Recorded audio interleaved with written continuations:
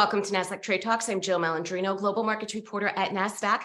Joining us for this segment, we have Dr. Jonathan Klamkin, CEO and Director of Aeluma, to discuss semiconductor chips and geopolitics and the impact of the CHIPS Act. It is great to have you with us, Jonathan. Welcome to Trade Talks. Great to be with you, Jill. Thank you. You got it. Tell us about Aluma and the work that you're doing there. Aluma, ticker ALMU, is a transformative semiconductor chip company. And what we do is combine high performance with scalable manufacturing. You usually don't get both, one or the other. But high performance is critical for some emerging markets like AI, automotive LiDAR, mobile, AR, VR. What about semiconductor chips and the geopolitics known as the CHIPS war? And what about the CHIPS Act and what it means for the US and Aluma? Yeah, the CHIPS Act is all about bringing some of the manufacturing home. And I think what's critical to understand is manufacturing here on shore is important for national security. It's important for supply chain security. We saw lots of issues the last few years, especially in the automotive market because of the lack of chips. But what's also very important is innovation security. If we're not doing the manufacturing and we're only inventing the technologies, but then sending them offshore, we're kind of losing that intellectual property. And I think you lose an edge if you're not doing the manufacturing to innovate. So manufacturing here is important, and there's no reason why we can't do more semiconductor chip manufacturing within the US. What's interesting about your particular region in Southern California?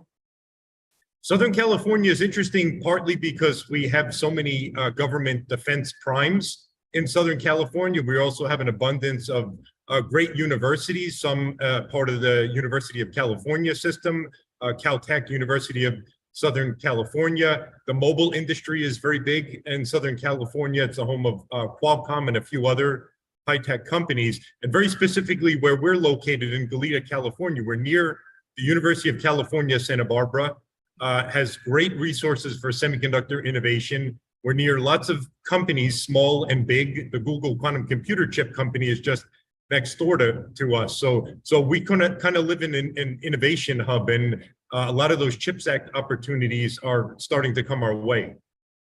Yeah, not a bad location to work either if you're within that profession. Tell me about your outlook on the CHIPS Act, because from my understanding, some of the regulation that was in place was relatively antiquated, which is why we saw this outflow offshore.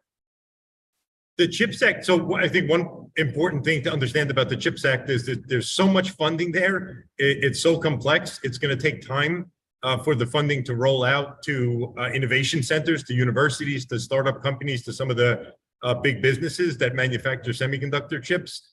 We're a year in, and some of the programs are really just starting right now. So what's really important is that is enabling more advanced chip manufacturing within the US, but it's also securing some of our advanced technologies and allowing us to get technologies out of the innovation hubs, out of the startup companies, out of the universities and into manufacturing. So one of the programs that we're a part of does just that. It's meant to bridge lab to fab. So take things out of laboratories and get them into the fabs for commercialization, for large-scale manufacturing. Yeah, I'm sure that certainly incentivizes, particularly people who have done their doctorate work within the labs. It's just another incentive for that work to be recognized. What about the component of artificial intelligence? I mean, we know it's been around for quite some time, but really making it into the headlines as of November 2022. Is that impacting the semiconductor space as the demand grows?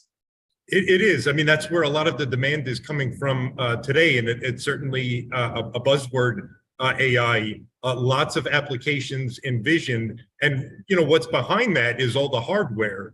Aluma's technology, for example, is applicable because we build very high performance sensors that provide better data to AI systems. So our technology can enable AI systems to process information more efficiently. We also develop a technology that helps with AI chip communications.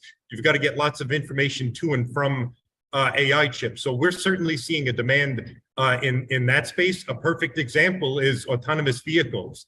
At the heart of an autonomous vehicle is an AI system that needs to interpret data from high-performance sensors like those manufactured by Aluma and make some decisions about what kind of maneuvers need to be made on the road to ensure safety. All right, we appreciate the insight. Thanks for joining us on Trade Talks. I'm Jill Malandrino, Global Markets Reporter at Nasdaq.